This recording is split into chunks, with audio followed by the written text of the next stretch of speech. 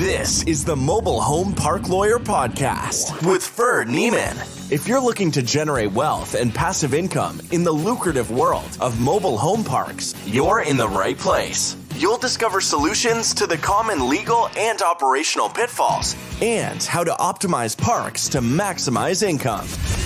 Your host is in the trenches. He's a real estate attorney, financial analyst, and mobile home park investor and operator. Now, let's turn it over to Ferd. Welcome back, Mobile Home Park Nation. Ferd here again today with another episode. Today, we're going to cover something similar to the last episode. The last episode, I talked about how to drop a deal, how to do it wisely, how to do it and get some benefit out of it. Today, we're going to talk about how to keep a deal going when the seller's defaulting, or to how to get the best out of a seller default. And what I mean here is sometimes a seller, and I've seen this happen this year 6 or 7 times, several on our own projects and several for clients, where the seller gets cold feet, and where the seller gets a better offer, or the seller wants to be difficult. And I've had that. I've told you some stories, some of my other deals where my binding LOI was helpful in tying up a deal and get it to contract. But I'm talking about now in this episode, even beyond that, where you're at contract and the seller just doesn't perform. They don't perform sometimes by not providing the due diligence materials, and sometimes you need these due diligence materials in order to get a loan. You may need to get the financials. You may need to enter the property and inspect the park-owned homes. You may need, all kinds of stuff. And if the seller is difficult, then it just becomes harder and harder to close. And sometimes the seller will misrepresent, and that's a default. It's really important when you have a contract that there are seller representations and warranties and seller deliverables. And then you want to make sure that the remedies of default are crystal clear. You should also have, frankly, cure periods. Like a notice of default, for example, seller is supposed to deliver all of the due diligence items in Exhibit D within 5 days, and they don't do it. Okay, well, you need to put them in notice default. Or in my contract, it actually says that the inspection period tolls or extends day by day until I get all those items, but sometimes you still have to put them in notice default. And for example, I can say, you didn't deliver the 3 years financial statements. They typically have a right to cure since, say, 10 days. So the contract should be clear as to what the notice requirement is, like email, personal service, USPS, FedEx, etc., or some combination. Really, that's up to you guys negotiating the contract. But then the seller should have a right to cure. If they don't cure, then they're in default. Well, then what? Well, the answer is it depends. I mean, it's going to depend on what your contract says, but also it's going to depend on what the default is, how material it is, if you can still proceed anyway. I've had sellers default and I still closed. I've had sellers default and I couldn't close because I just couldn't. They wouldn't give me access to park-owned homes, for example. Like, I can't go knock on the doors and say, let me in. The seller changes his or her mind. Why do they change their mind? A lot of times it's because they realize, I don't want to sell. It's, seller's remorse. Or perhaps somebody else has got a bigger, better price. So one deal of mine recently, it's been 4 or 5 months. We were under contract. I don't remember the price. I want to say it was $1.2 million. And this property was in Arkansas, and it had a treatment plant.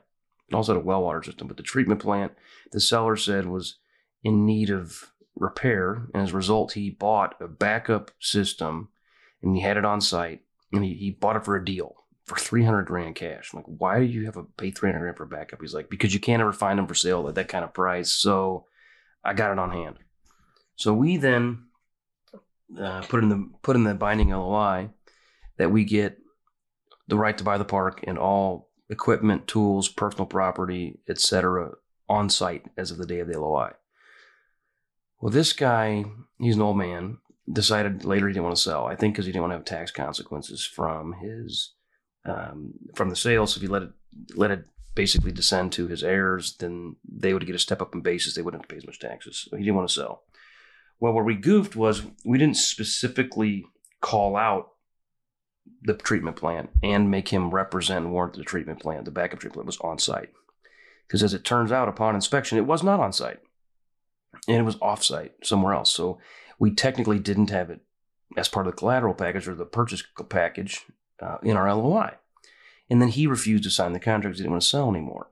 Now, my LOI was binding, so I could make him buy, in theory, but I make him buy without the $300,000 packaging plan, which then obviously told me that the existing packaging plant was failing. So at my purchase price of $1.2 million, it wasn't that good a deal anymore. So I didn't really want to buy it, but it felt like he misrepresented. He wasn't producing documents. He let us come to his office, but didn't give us copies of everything, didn't let us fully evaluate, didn't produce some of the documentation, leases, etc. He was required, in his case, as part of the purchase price, to send out a rent increase, which he'd been trying to do for years and years. It never did. He was way below market rent. The market rent was like $400 in this little hot market of Arkansas, and he was like $225, and he was going to increase it. Never did. So that was a stipulation. Well, then he refused to do it. We couldn't do it with as the buyer in waiting. We didn't have a tenant. We didn't have lessor rights at that time. We could have done it post-closing, but then we were going to basically miss our first rent increase and have to wait another 60 or 90 days. I don't remember what the statutory timeline was for this state, but it wasn't as good a deal, and he was being overly paid.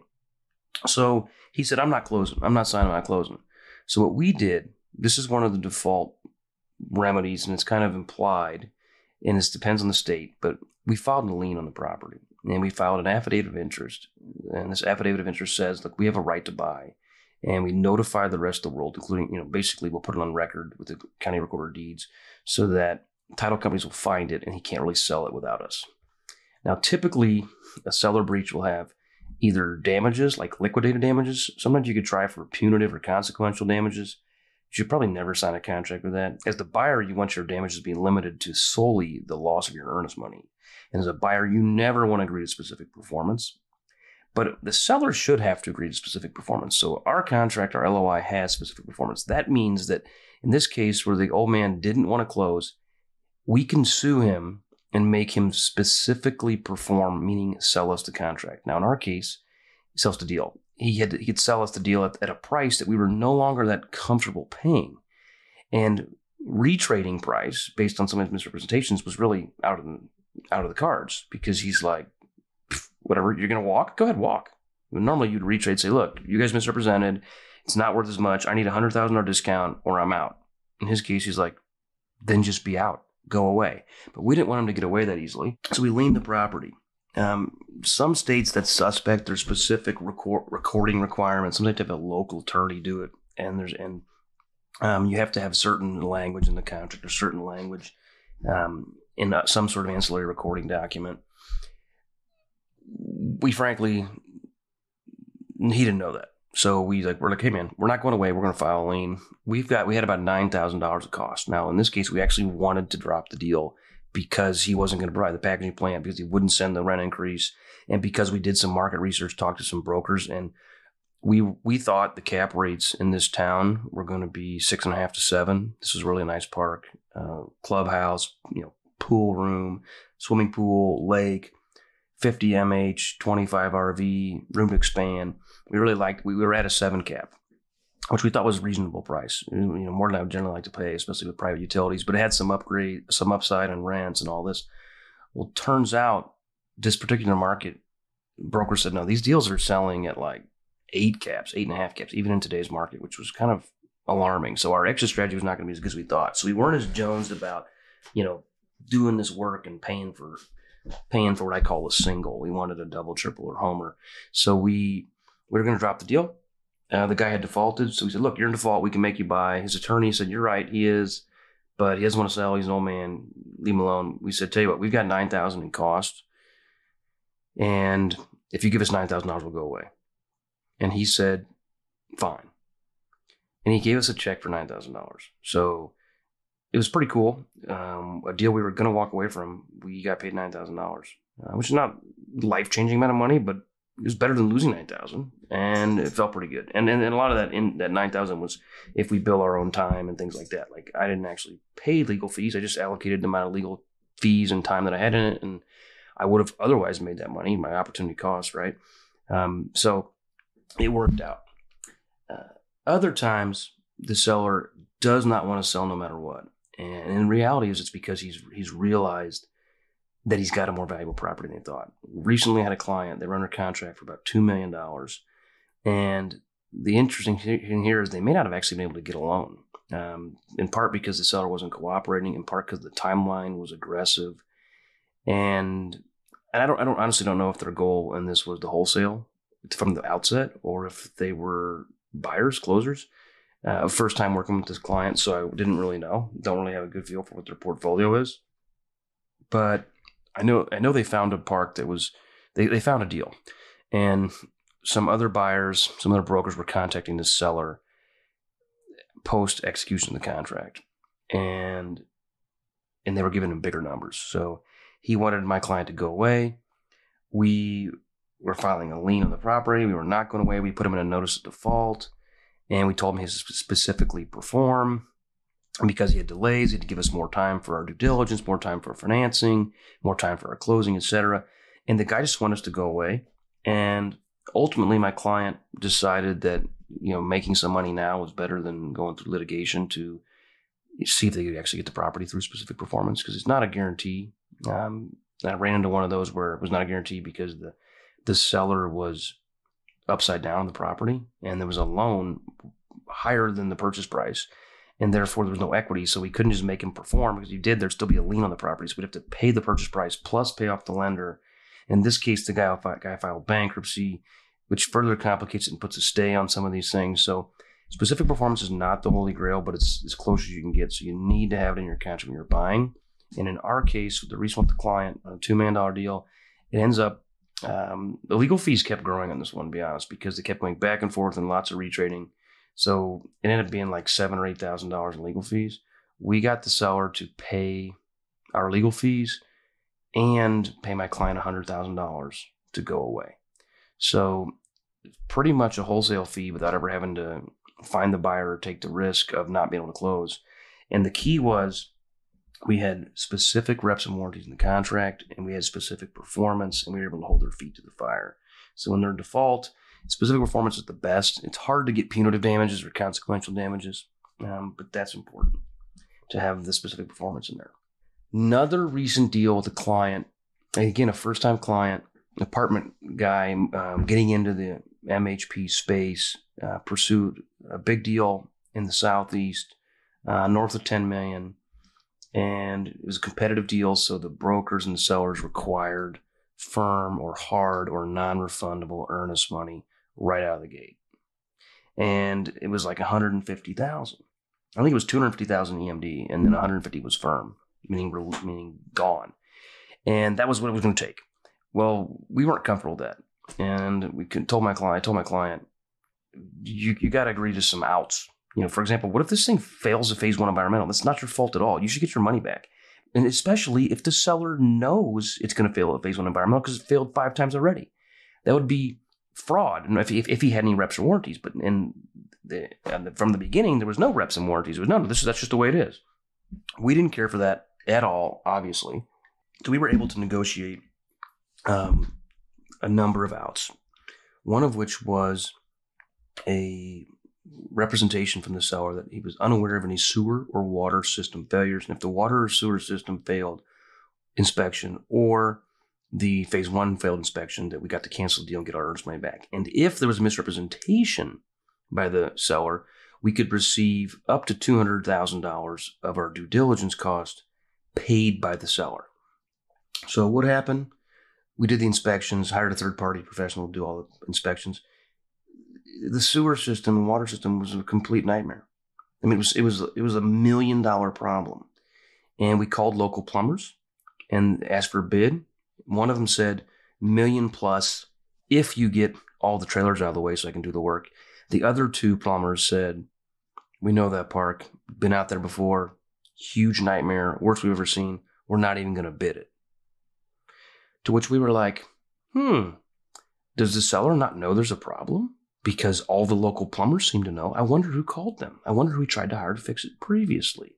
And the seller's bleeding water like crazy. And but disgustingly, his wastewater pipe and his drinking water pipe were in the same pit, and they were cracked and leaking into one another. So some of these people were literally drinking their own feces and the feces of their neighbor. So really crappy deal, pun intended. And we dropped the contract and said we want our earnest money back. This failed. Seller and their attorney said, you're right. It failed inspection, and they released the earnest money from the title company. And then we had a lot of due diligence costs with this third-party reporting company, with phase one, with surveys, with legal, travel, north of $50,000. And we demanded that from seller. And of course, now seller's like, well, no, I didn't misrepresent. I had no idea. These plumbers must have been, I had a third-party property manager for a while. They must have been the ones that hired these plumbers. I didn't know any better, which of course is a lie. And that's where we're currently at on this one. I can't get into too much detail because it's an open matter, but we've hired local counsel, and we're gonna win. We're gonna litigate it. It's probably gonna settle because that's how most lawsuits work. But it's crystal clear that there's a huge problem, and it's been going on for years and years. And this guy was trying to dump it onto the next fool. And the key here was our contract was very well drafted, and even in a competitive bidding environment where the broker said nope, firm, hard money, no exceptions, we were able to get some exceptions, and it turns out those saved $150,000 and counting. So it's important to know your rights, to know how to execute them, to know to know what to negotiate for pre-contract, so that post-contract, if the other party defaults, you're in a position to win. My dad always said, put yourself in a position to win. And in this business, we do it by having appropriate and expertly drafted legal documents. Till next time, God bless. You've been listening to the Mobile Home Park Lawyer Podcast with Ferd Neiman. Ready to learn more? Go to www.themobilehomelawyer.com for free resources and materials to help you succeed. If you love the podcast, go to Apple Podcasts, give us your review, and subscribe today. Thank you for listening. Neither the Supreme Court of Missouri nor the Missouri Bar reviews nor approves certifying organizations or specialist designations. The choice of a lawyer is an important decision and should not be based solely upon advertisements.